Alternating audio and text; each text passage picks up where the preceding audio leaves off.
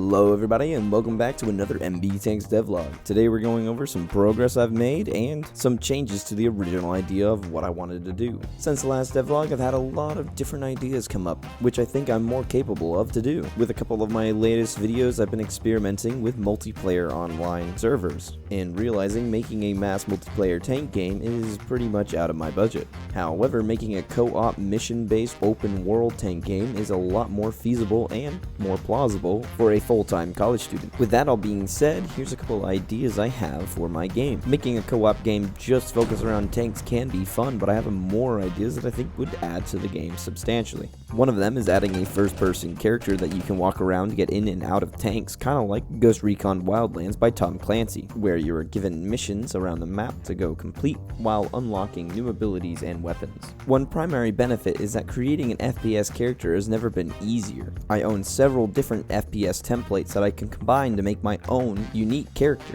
I can take all my favorite things from different packs, combine them together, and add them to my tank game.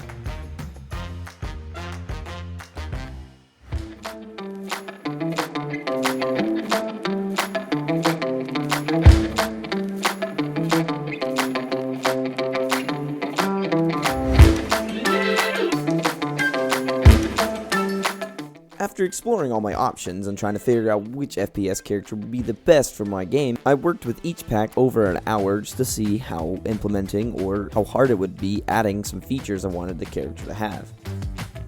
One key feature I was testing was the implementation of an AI system I wanted to use. I was using an asset pack that was very expandable called Enemy AI that had easy to develop states and countless other features that would take hours to implement myself. Now that we have AI, all we have to do is implement it into one of the FPS controllers and test how they work. Double check to make sure there are no conflicts and that they run well together. I worked a lot on hit detection, where it would calculate more damage if you hit him in the head than the arm, and more damage in the chest than the leg, which after a lot of tinkering looked really good with the ragdolls and the hit effects.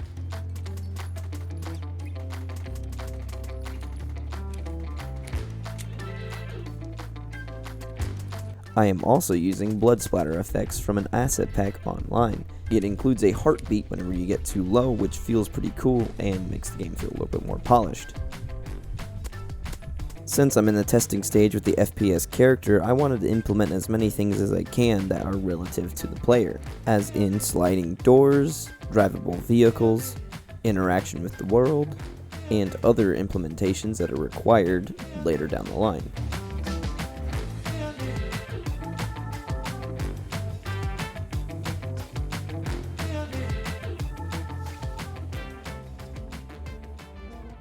Something you might have noticed is that the actual car script for this vehicle is the same as the one I used in Rocket League. The only difference being is that we do not have boost nor jumping capabilities in this game. Plus, we're going to add capabilities for entering and leaving vehicles and also shooting vehicles. Since this game is based on tanks, I'm working on the function for player to get in and out of vehicles and driving different types of vehicles.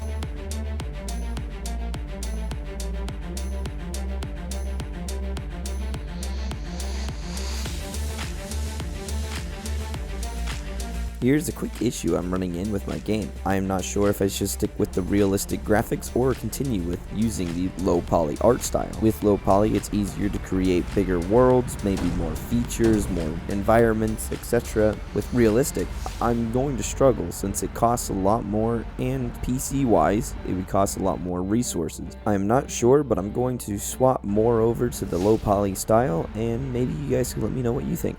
With all that being said, since I am changing the game so dramatically with adding FPS and making it open world and not so focused on the multiplayer, I have actually kept the multiplayer project and this project separated, so that if I wanted to continue the multiplayer side of this game, I can completely do that and there are no mistakes here. Now here comes the fun part, where I have to implement the FPS character with the tank itself. The way the tank is implemented from the pack is very different than everything else in this project. I have to balance all the scripts and managers that each component requires and reorganize each layer and tag inside this program. Oh, and also have to remap all inputs for the game.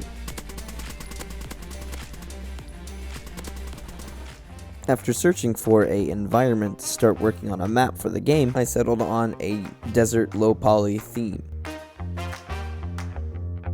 The open world I want to create, I want to have multiple environments, not just a desert or forest. I would like each map segment to have their own environment and climate change, such as a portion being cold and frozen over, and others being hot and deserty, with all sorts of ranges in between those. After testing out a temporary scene for the environment, I've come to really enjoy the desert style, and it also feels more like Insurgency Sandstorm in a way.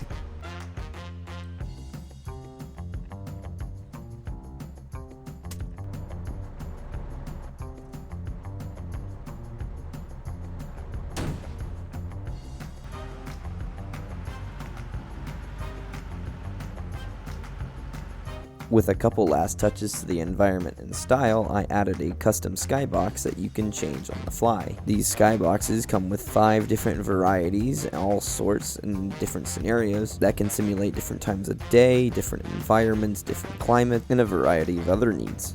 And that's where I've gotten so far with the project. I have a lot more plans I want to implement and a lot of things I want to do. Let me know of any ideas that you might think might be interesting. And here's a short montage of the current state of the game.